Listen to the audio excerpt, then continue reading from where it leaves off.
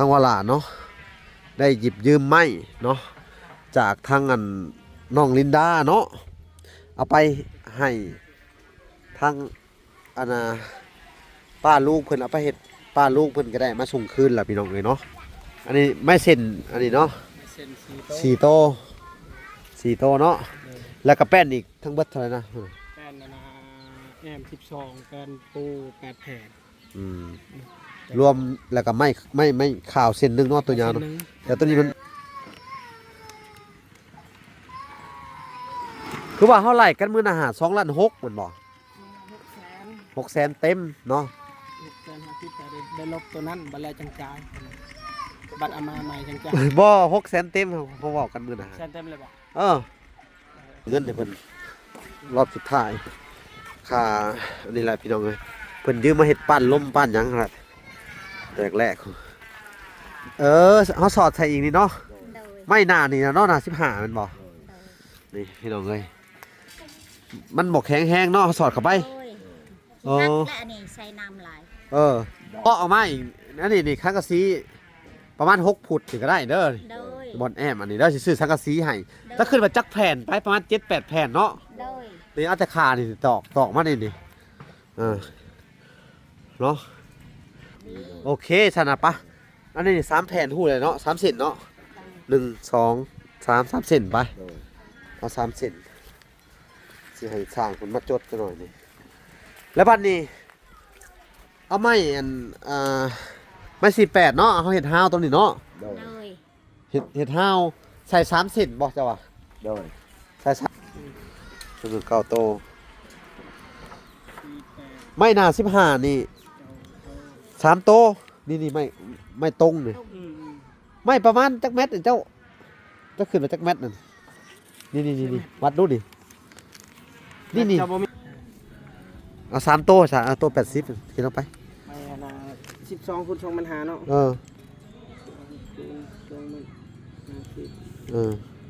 โตรวมออกมาดูบัดนี้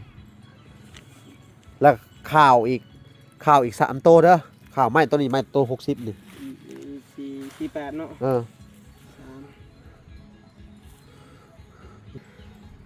ล้านเท่าไหร่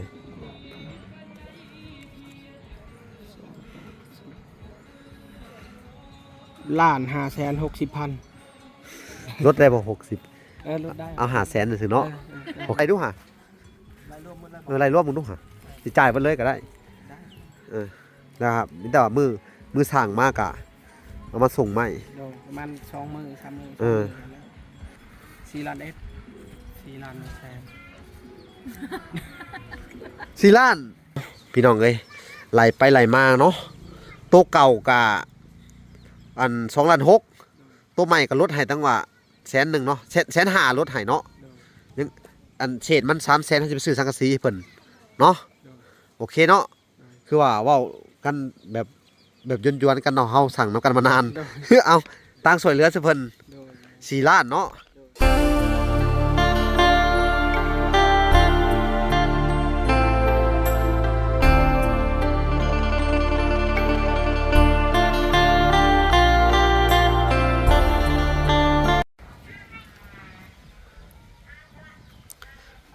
โอเคพี่น้องเอ้ยเนาะ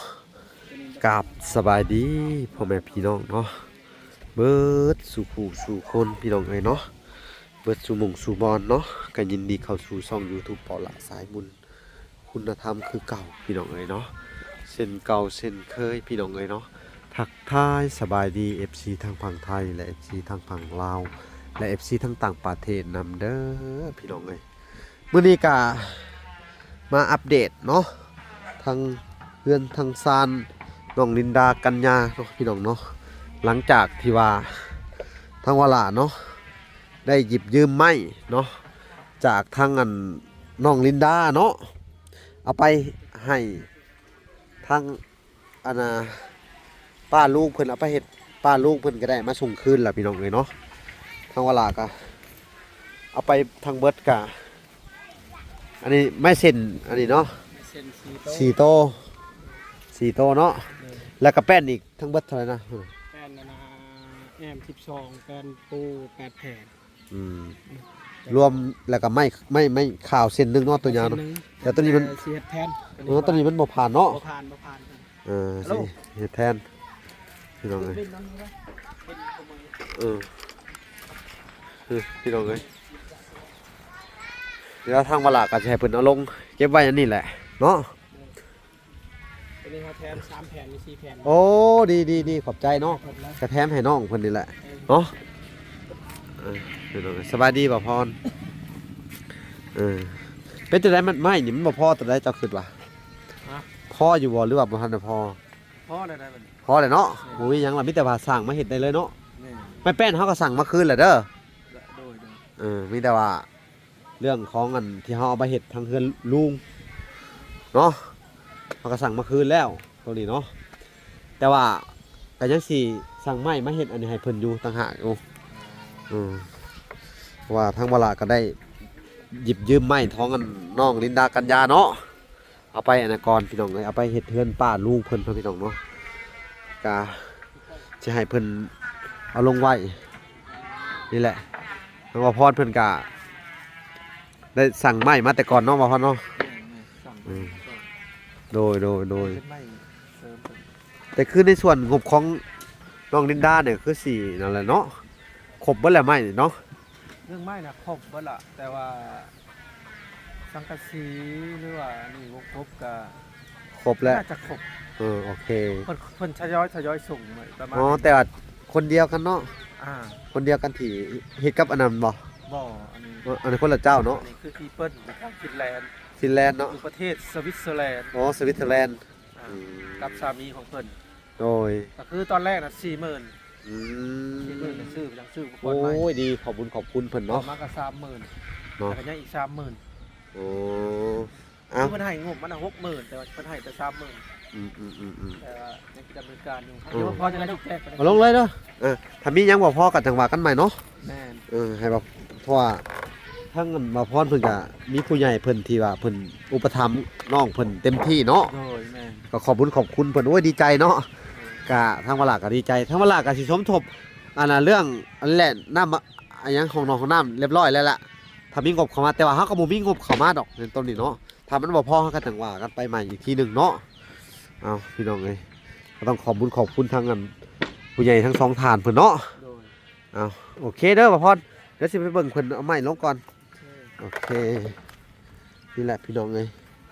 คือว่าเฮาก็ได้มาแทนเป็นที่ทำห้อยแล้วเนาะยืมเพิ่นใส่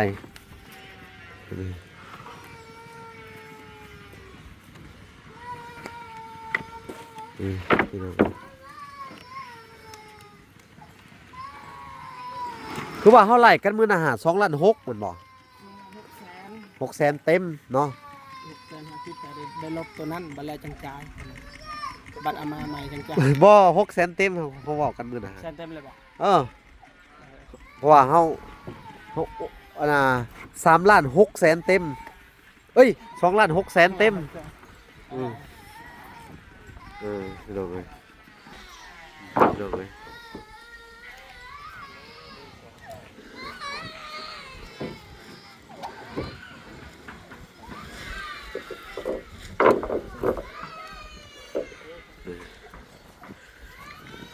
นี่แหละพี่น้องเอ้ยยังเหลือตัวหนึ่งเนาะ บัดแล้วจะมาส่งเด้อ โอเคเดี๋ยวเฮาก็สิมอบอันไม่นี่ให้ทางอันน้องลินดาแล้วก็สิให้ทางลุงเพิ่นขอบคุณทางแม่ตู้อีกทีหนึงเนาะพี่น้องเอาสั่งมาพี่นั่งคุยกันราคานี่แหละเนาะลุงเดี๋ยวจะออกไปรถนี่แหละพี่น้องเลย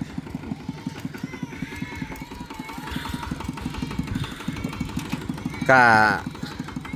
เขาสิได้สั่งไม้น้ำเจ้าอีกกับโบราณดอกให้เจ้าเอาปึ้มมาอยู่บ่หรือได้ไหนปึ้มมาแล้วบ่เอาสบายดีเด้อลุงสบายดีสั่งมื้อหน้าเขาเขียนบินตัวนี้ได้เนาะเอามาเบิ่งกันด้วยฮะ 2.6 ล้านแม่นบ่ 2,600,000 เต็มเลยแม่นบ่ มีป้ายอยู่แต่ก็เต็มก็ได้ อ๋อเฮาเว้ากันมื้อน่ะ เต็มเนาะ เต็ม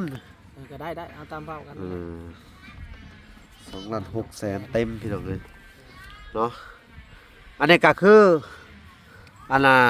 ไม้ที่เจ้ายืมไปเด้อ โดย เฮามาส่งให้ทั้งน้องลินดากันดาแล้วเด้อ โดย อันนี้ก็อยากให้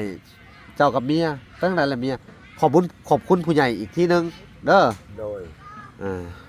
เขาว่าบ่ว่างก็บ่เป็นหยังเราเฮ็ด1ข้าวบ่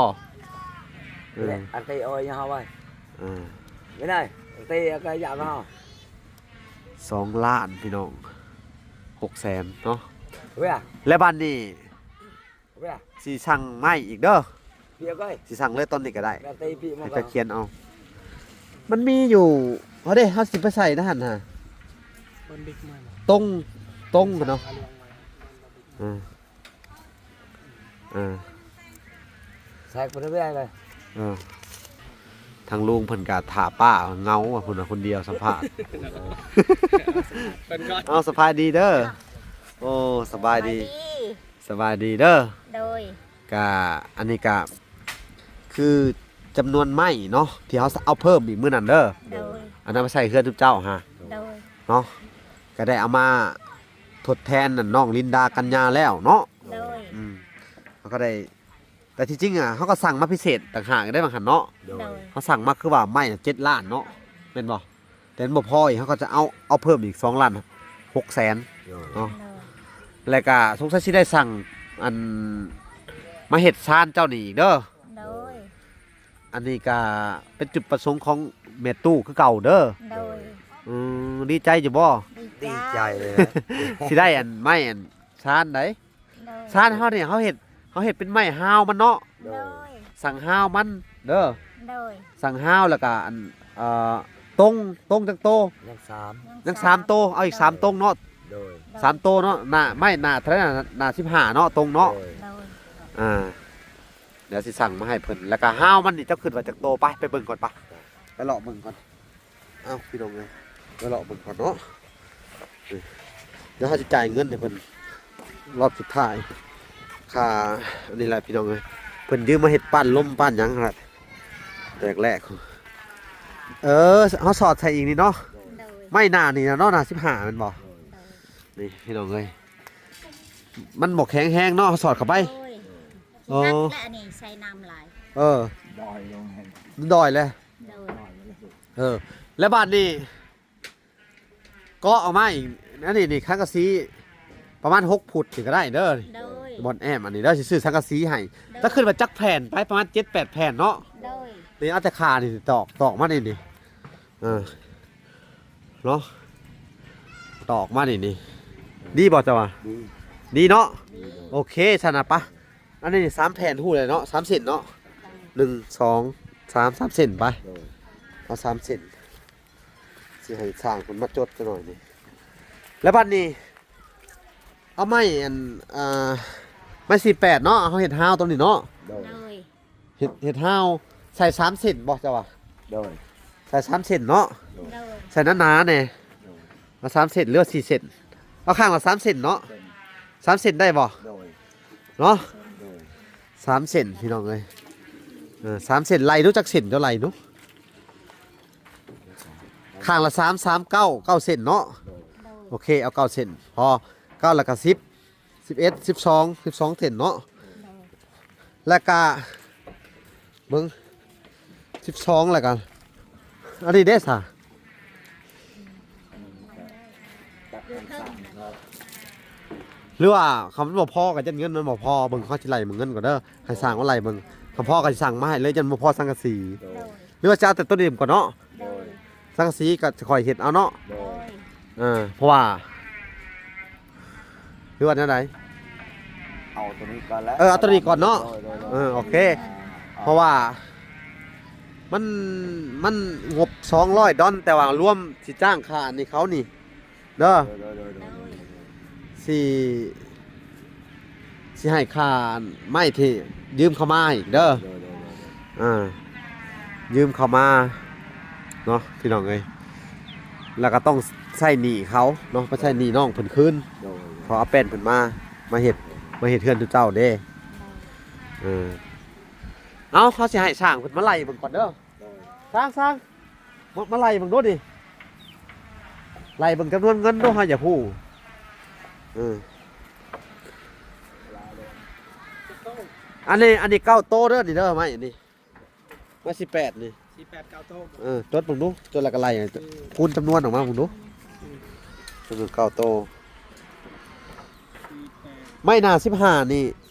3โตนี่ไม่ตรงนี่ อืม ไม่ประมาณจักเม็ดนี่เจ้าขึ้นมาจักเม็ดนั่นนี่วัดดูดินี่ จะบ่มีบ่สั่งบ่มีบ่ วัดเบิ่งดูนี่จะเอาไม้เช่นอันนี้ก็ได้ไปวัด มาเซ็นวัดเลย จะฮู้โลด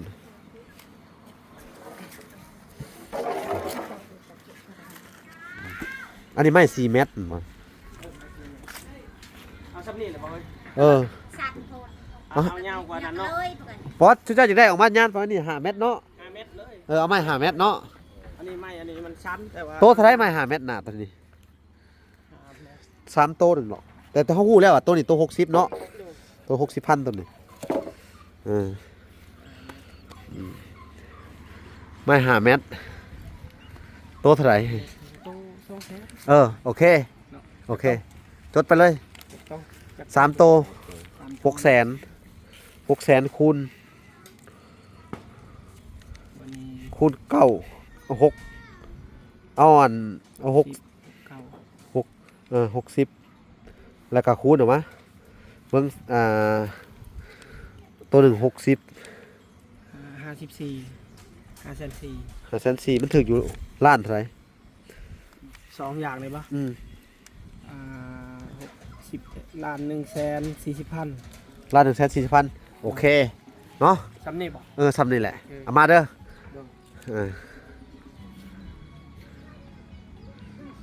อันนี้เฮา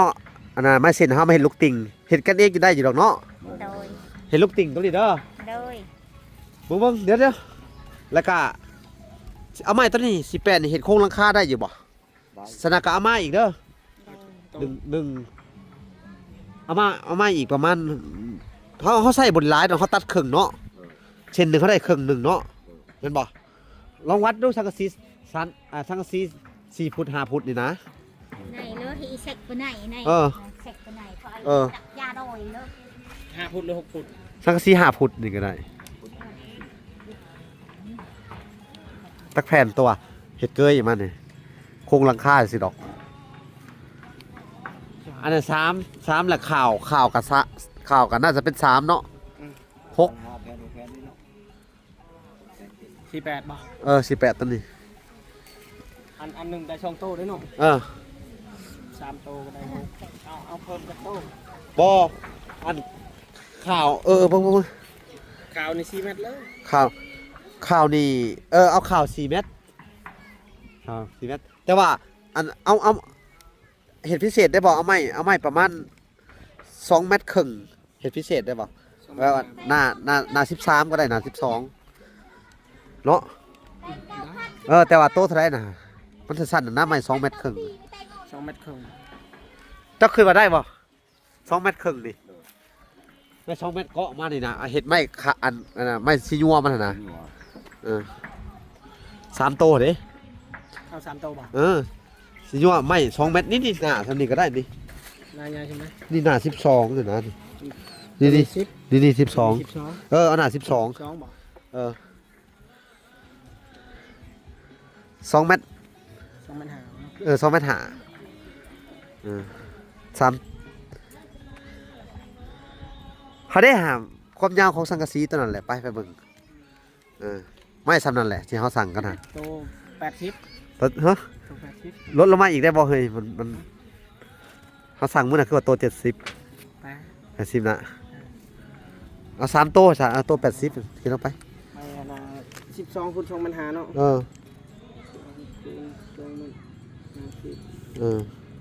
โต๊ะ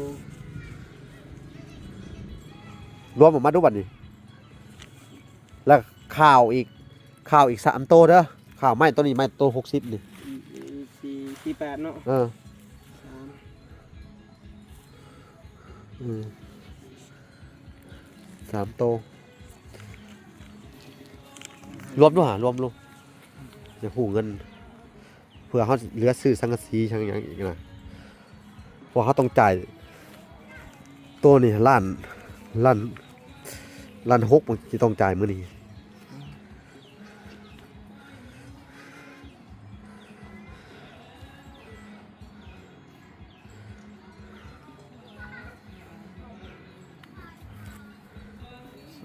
4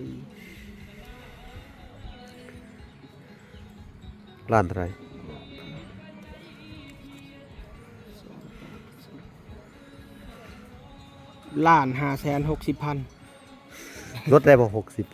ลดได้ เอา500,000นึงสิเนาะโอเคล้าน500,000เนาะ เขียนไว้อยู่นี่เด้อ เขียนไว้เลยโอเค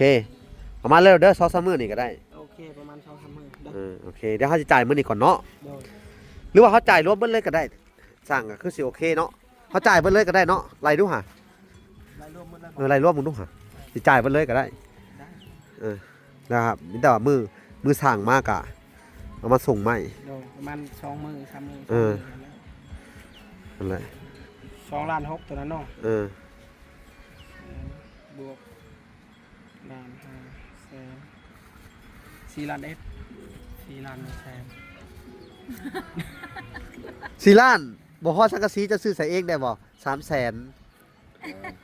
ไม่ค่ะใส่ตัวเก่าก็ได้ ฮะ เก่า ยังเหลือตัวเก่า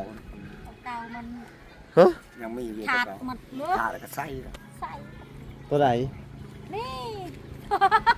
สังกะสี300,000นึงนะ ได้ 700,000เบิ่งเหลือล้าน4 ล้านเท่าไหร่นะ 4 ล้าน1แสน พองบเขามี200นึงพอดีจุบขาไม้นี่4 ล้าน1แสน อะไรก็บ่เป็นหยังแล้ว เพราะว่าบนรถให้อีกเด้อบ่1แสน ลด เอาบ่อันที่ว่าแต่นั้นละบาทเดี๋ยวเบิ่ง4 ล้าน1แสนเพราะว่ามันมันสิเหลืออยู่เบิ่งเงิน200มันสิถึกอยู่2 ล้าน4 ล้าน4 ล้าน2แสน50,000นึงเนาะ 100จากล้าน2 ล้านเท่าไหร่ ร้อยหนึ่งมันถึกอยู่อันน่ะ2 ล้าน1แสน50 4 ล้าน 4 ล้าน2แสน3แสน 4 ล้าน3แสน 4 ล้าน3แสน 4 ล้าน3แสน ค่ะเด้ถ้าว่าจะเอา4 ล้านครับสิได้สังกะสี3แสน ลดก็ลด ลดเนาะ ลด พอน้ำสางลดตัวเอาแต่4 ล้านเนาะ ได้ อีก3แสนเฮาสิไปซื้อสังกะสีให้เพิ่นเนาะได้บ่ ได้ โอเคย้อนๆกันเนาะแต่ว่าตะปูจะซื้อเองเด้แล้วเจ้าเฮ็ดเองเนาะอีกบัดนี้เด้อ เลย ได้บ่ซำนี่ถ้าว่าซื้อตะปูเองยังบ่มีเงินซื้อแล้วสิได้ต่อบัดนี้มีแต่บอกเลขขอเท่านั้นแหละบอกเลขก็บ่ถูกเทียบแต่อันน่ะ บางเลขมาถึงจิต เออ ใจลูกเหรอ เออ คนที่ใช้ก็มีแต่เอา เออ มีแต่บอกเลขเท่านั้นแล้วถึกเลขก็แล้วก็สิมาเฮ็ดให้เจ้าเนาะ โดย แม่นบ่แหละ บุญมี ได้ เออขันบุญมีสิได้ เห็นมันบอกคนอื่นคือถึกดีแท้เนาะ แต่ขันบอก เอาเรียบร้อยเนาะ เดี๋ยวสิจ่ายเงินเลยสั่นได้พี่น้องเอ้ยพี่น้องเอ้ยพี่น้องเอ้ยไหลไปไหลมาเนาะโต๊ะเก่ากะอัน2 ล้าน 6โต๊ะใหม่ก็ลดให้ตั้งว่า100,000เนาะ150,000ลดให้เนาะยังอันเศษมัน300,000ให้สิไปซื้อสังกะสีให้เพิ่นเนาะโอเคเนาะคือว่าเว้ากันแบบยวนๆกันเนาะเฮาสั่งนํกันมานาน เอาตังค์สวยเหลือสิเพิ่น โดย 4 ล้านเนาะอันนี้ก็เป็นเงินของทางแม่ตู้แหละสิให้จุ๊บเจ้าขอบคุญขอบคุณเพิ่นเด้อเพิ่นก็ซอยเจ้าตั้งแต่เริ่มแรกเลยนี่เพิ่นก็เบิดหลายได้อันนี้ก็4 ล้านต้นนั้นก็เบิด12 ล้านเลยรวมเสร็จก็บวกกันดูก็เป็น4นี่เป็นเท่าไหร่แหละนับดูหานับมือเขาดู นับบ่เป็นเลยนะ ฮะ นับบ่เป็น ติด 12 13 14 15 16 ล้านเลยหลายบ่ ว่าถ้าอยากได้ใหม่บอกเลขเด้อเพิ่นเด้อ โดยโทรไปยังโดยเมียโดยเมีย ยา ยัง ว่า ไง สิได้เงินบ่จัก เพิ่นบอกอยู่พี่น้องเอ้ยเนาะแต่เฮาบ่มีดวงเองก็บ่ได้โทษเพิ่นดอกเนาะแต่ว่า แต่ว่า เพิ่นบอกอันบอกบ่ตรงพี่น้องเอ้ยแบบว่าบอกกันแบบว่าคล้ายๆคือบอกบังหั้นนะพี่น้องเอ้ยเฮาบ่มีดวงเองหั้นนะก็โทษเพิ่นบ่ได้ตัวนี้เนาะก็ ก็ต้องกันเว้าหยอกเว้าให้นะกันเด้อต้องให้อาจารย์ให้ตายแล้วว่า บ่แล้ว คลิปห้อยแล้วบัดนี้ ยัง50เลย เฮ้ยยังขาด10นะ 50 ขาด50 จะมีครบมั้ย ยัง50บ่แล้วพี่น้องไอ้บาทนี่ติดหนี้เพิ่น50เลยนี่ตายแล้วเบิ่งก่อนเด้อเป็นอะไรครบบ่บัดนี้ ครบ เรียบร้อยเนาะ โดย อืม เอาขอบใจ มีแต่ว่าโดยครับมาส่งเด้อ โดย แล้วก็ให้เพิ่นลงมือเฮ็ดแต่ว่าเรื่องเสานี่เจ้าคือสิหาได้อยู่ดอกเนาะแต่ว่าไม่คงราคาก็ซื้อให้เลย อย่างดีเลยสังกะสีก็สิซื้อให้แล้วก็เฮ็ดอันน่ะเด้อเฮ็ดลูกติ่งอ้อมแล้วก็เฮ็ดลูกติ่งไปหั่นแล้วก็เฮ็ดบนทางเข้ามาเนาะเจ้าเข้าใจจะบ่อันนี้นี่ว่านี่อันน่ะเฮ็ดห้าวใส่3เซนนี่เลยแล้วก็อันเฮาปาดดีๆแล้วก็ตอกแค่ตัวนี้เฮ็ดอันน่ะเขาเอิ้นน่ะลูกติ่งมันเนาะแล้วก็กลายมันนี่แล้วก็ได้แล้วก็เฮ็ดห้าวขึ้นมาเนาะข้างนั้นก็เฮ็ดห้าวอัดมันเลย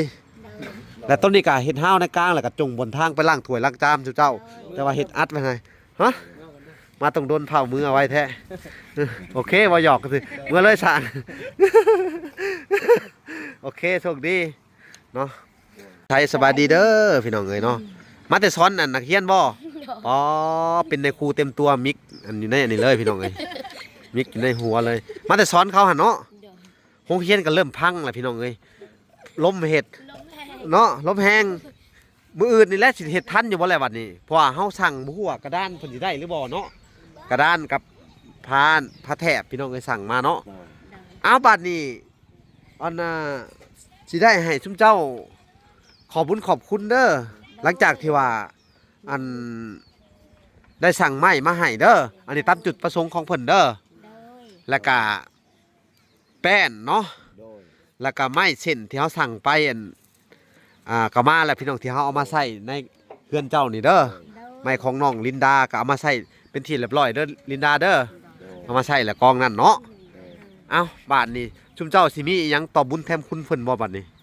มีกินมือติดนิ้วนั่นแหละ เดียวนั่นแหละ โอ้โดยเอ้าสิได้ต่อบาดนี้ บวยทอด โอ้ นั่นแหละ โอเคพนมมือ ลายเด้อแม่ตู้อยู่ทางเอเด้อให้ร่ำให้รวยเด้อให้มีแต่ความสุขความเจริญเด้อความเจ็บบ่ต้องใดความไข้บ่ต้องมีเด้อขอบใจหลายๆเด้อที่ช่วยลูกช่วยหลานและช่วยป่าเด้อ สาธุ สาธุ ขอบใจดีๆแข็งแรงเด้อ เขามาเข้าใจละลายไม่ตู้ตัง ISA USA USA และก็ให้เพิ่นนี่ให้อยู่ดีมีแห่งความเจ็บเพิ่นมาให้ได้ความไข้เพิ่นมาให้มี โดย ในครอบครัวเพิ่นให้ โดย เข้มแข็ง แต่ว่าพอตู้และแม่ตู้เนาะให้อยู่ดีมีแห่ง โดย สาธุ สาธุเนาะ ใจอัน อืม แม่ตู้อย่าเอฟเอ อืม ดีมีแหงเด้อ สาธุ บ่ต้องใดไข่บ่ต้องมี สาธุ ให้แข็งแรงคืนไป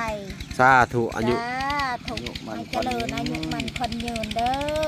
สาธุ ช่วยเหลือมนุษย์มนาทุกอ สา ย่าง ธุ สา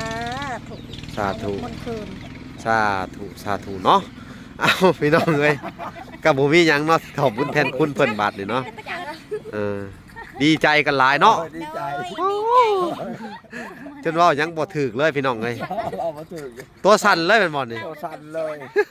ดีใจทั้งลูกทั้งหลานพี่น้องเอ้ยดีใจนํเด้อคือกันดีใจนํเนี่ยนี่ฮะโอ้ยก็ได้แบบว่าได้ฮอดลูกติ่งหยังบาดนี่ได้ห้าวหั่นแหละเนาะแต่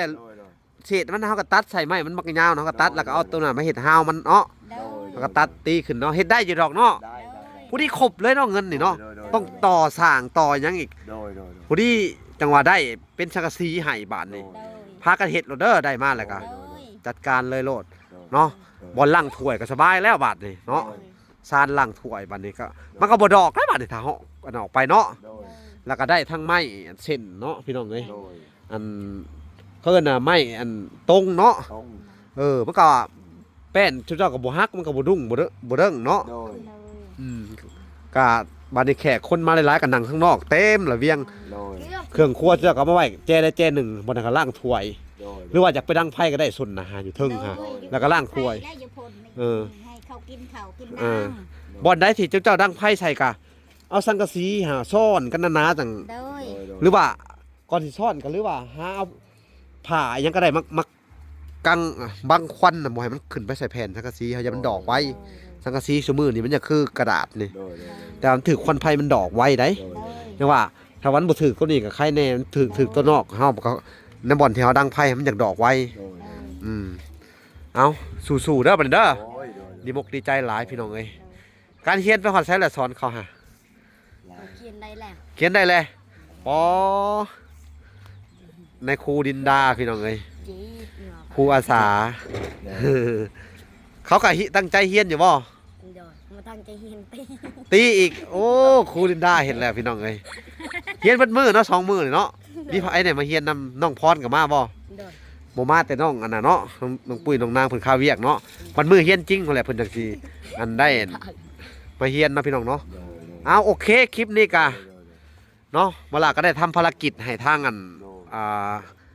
ครอบครัวนี่เนาะพี่น้องก็เป็นจุดประสงค์ของทางแม่ตู้เพิ่นเนาะผู้ที่ว่ามีจิตใจเมตตาพี่น้องช่วย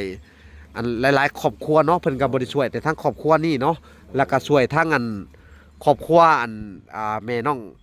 ไก่ทองจอน้ำบาดาลให้เนาะแล้วก็เฮ็ดโครงหลังคาให้เนาะแล้วก็ซอยชุมเจ้านี่ก็เบิดอยู่16ล้านเนาะ16ล้านกว่าๆพี่น้องเอ้ยเนาะแล้วก็เพิ่นก็บ่ได้ซอยแต่อันครอบครัวคนทุกข์ยากเด้อเพิ่นก็ซอยบ่ละนํพี่น้องเอ้ยเพิ่นผากมาทุกเทื่อเพิ่นก็บ่ขาดเด้สมมุติว่าเพิ่นผาก500เพิ่นก็ให้บ่ละ100นึงอันนี้ก็คือเป็นจุดประสงค์ของเพิ่นน้ำใจของเพิ่นที่ว่าอยากช่วยทั้งสายบุญนำแน่เนาะเพิ่นว่าเพิ่นก็ว่าอยากกันให้ทั้งอันสายบุญมีรายได้พี่น้องเอ้ยเพราะว่าถ้าบ่มีซุเพิ่นอันที่ว่าคอยให้กำลังใจคอยสนับสนุนช่วยเฮาก็บ่มีกำลังใจที่จะ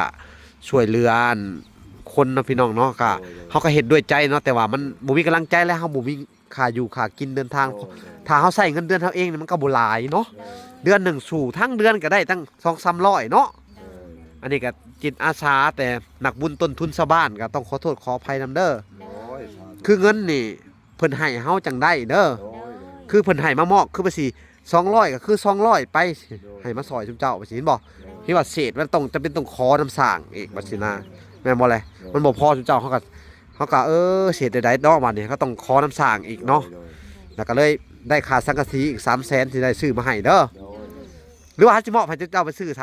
300,000ซื้อ 300,000นี่มันแผ่นหนึง30นึงนะ10แผ่นก็300,000เจ้าก็ซื้อมาโลด10แผ่น300,000เด้อเด้อซื้อไว้โลด10แผ่นเด้อเฮาสิมอบให้เลยเด้อซะเด้อให้เจ้าไปซื้อได้บ่ซะ ได้ ได้นะไปซื้อเอาไว้ได้ให้มันเห็น10แผ่นเด้อโอเคเดี๋ยวสิมอบให้เลยซะเด้ออืม ยามร้อน พี่น้องเอ้ย ใครสักคน สิมอบให้เพิ่นเลยพี่น้องเอ้ยเวลาก็สิให้เพิ่นไปซื้อเลยเด้อ300,000นี่มันได้10แผ่นเด้อสังกะสี6ฟุตเด้อโดยเอาเงินเลยโดยพี่น้องเอ้ยอันนี้ก็เงินชุดท้ายแล้วเด้อเบิดแล้วเนาะ โดย บ่มีแล้วบาดนี้เนาะ โดย ก็เบิดแล้วเด้อแม่เอ้ยแม่ตู้ทั้งงบประมาณของเพิ่นก็ยังเหลืออีก100เพิ่นผากมาเสียเอาไม้เอาไว้สมทบอันนี้แหละในการเรียนหนังสือเด็กน้อยเพิ่นว่าสิเอาไว้ให้รางวัลเด็กน้อยเด้อ โดย พาไปเรียนเก่งตั้งใจเด้อลินดาเด้อ โดย ถ้าว่าเรียนเก่งได้เด้เด้อเอาโอเคมีแต่ตั้งมุกตั้งใจเรียนเด้อทางน้องๆก็ได้มีแต่บอกลูกเด้อแนะนำเด้อเพราะว่าอันการเรียนหนังสือนี่เฮาได้โอกาสดีได้นี่ผู้ใหญ่เพิ่นซอยขนาดนี้แล้วเฮาตั้งใจบอกลูกเจ้าเด้อลูกชายลูกสาวเจ้าแล้วก็บอกหลานนำแน่ว่าตั้งใจเรียนเด้อ โดย มันมีโอกาสแล้วได้นี่วันนี้เฮาจ้างครู่กับบริเวณจ้างลินได้จ้างอีหลีได้3 ล้าน 3 ล้านผู้บ่ได้ธรรมดาค่ารถเพิ่นอีกต่างหากได้หะถ้ามาบ่ตั้งใจเรียนนี่อันเพิ่นผู้ช่วยเนาะเพิ่นก็เสียใจได้และถ้าเพิ่นผู้ช่วยถ้าทุกเจ้าตั้งใจเรียน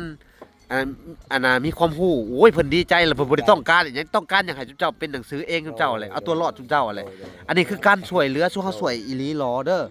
ช่วยแบบจริงจังอีหลีได้นี่ฮะอยากให้ทุกเจ้าได้ทั้งเวลานี่ก็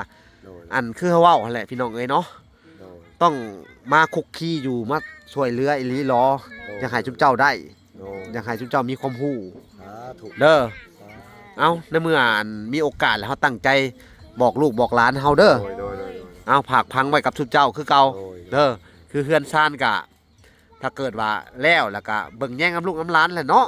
หรือว่ากินอยู่แล้วนี่ก็ไปนอนพุ่นก็ได้บ้านนี่ ได้ แต่ว่าเรื่องของเฮือนนี่ก็ที่เฮ็ดเป็นสื่อของน้องเพิ่นเอาในบ้านมา โดย เฮ็ดเป็นสื่อของน้องสองคนนี่แหละเด้อดินดอนก็เป็นสื่อของเขาแล้วก็เฮือนของเขานี่ก็บ่มีไฟสามารถมันไหลเข้านี้ได้ โด โด ย ย เข้าใจเนาะเขาสิเฮ็ดให้มันละเอียดเลย โดย เนาะ โดย เพราะว่าทุกเจ้าก็บ่แม่นว่าบ่ได้รับการช่วยเหลือทุกเจ้าก็ได้รับการช่วยเหลือแล้ว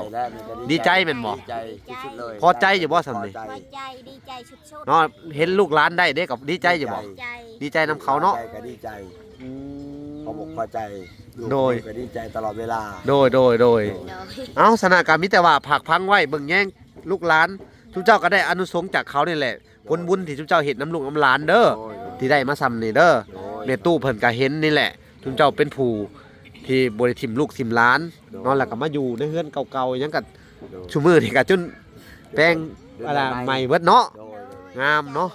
ได้ซ้ำนี่ก็ดีใจ ได้ปลาแทบก็ดีใจ โดย มีความบังกาได้สำนีกับบุญทุนหัวและ โดย คนที่มาภาคให้สนับสนุนให้ดูให้ร้านเนาะ เนาะ ที่บางความทุกข์ความยาก การมีแต่แม่ตู้เด้อ แม่ตู้ แล้วก็ทั้งอันเบาเบาต้าบอกเพิ่นเอามาให้กันเป็นสังกะสีกับผ้าแถบเนาะเพราะฉะนั้นแล้วประตูและก็ทั้งแม่ตู้เพิ่นก็สานต่อตัวนี้ก็จนจบเลยเฮือนเจ้าเนาะ โดย โอเค โอเคโดย ก็สิได้อันขอตัวลำลาก่อน โดย โอเค พี่น้องเอ้ยคลิปนี้ก็มันค่ำมันมืดเลยเดี๋ยวขอตัวลำลาไปก่อนเนาะพบพ่อกันใหม่อีกคลิปหน้าเนาะพี่น้องเอ้ยคลิปนี้ขอกล่าวคำว่าสบายดีเด้อและสวัสดีพี่น้องเอ้ยพ่อกันใหม่คลิปหน้าบ๊ายบาย